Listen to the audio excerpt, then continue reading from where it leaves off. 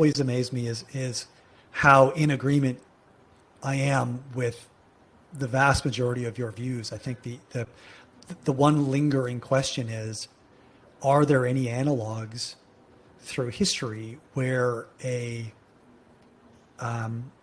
state or a society gets to this point and walks it back?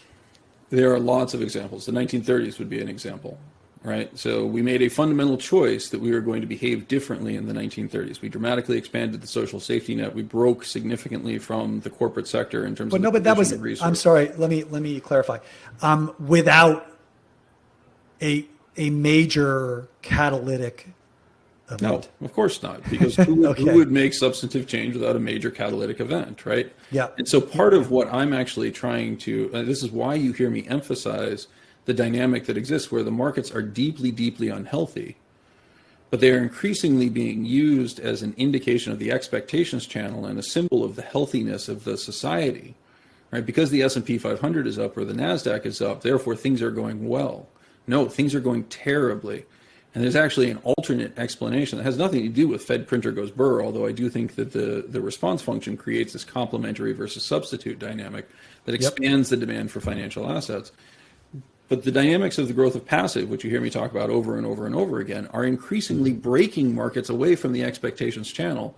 And so relying on them is giving us false signals in the same way that we get false signals when we fail to consider the market value component of household labor, right?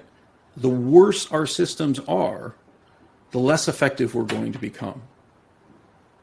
Right? If you're using a funhouse mirror for dressing yourself and combing your hair, you're going to have a very flawed perception of what you actually look like.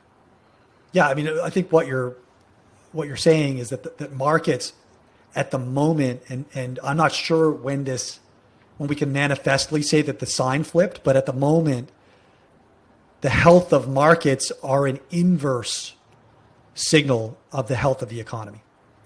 I wouldn't go quite that far. I think that they have become increasingly pro-cyclical in their dynamics, but I agree with, in principle, what you're trying to say, right? I understand, and I would almost flip it on its head and say that the only way to get the attention of your representative, your senator, the regulatory body, et cetera, is to crash the market.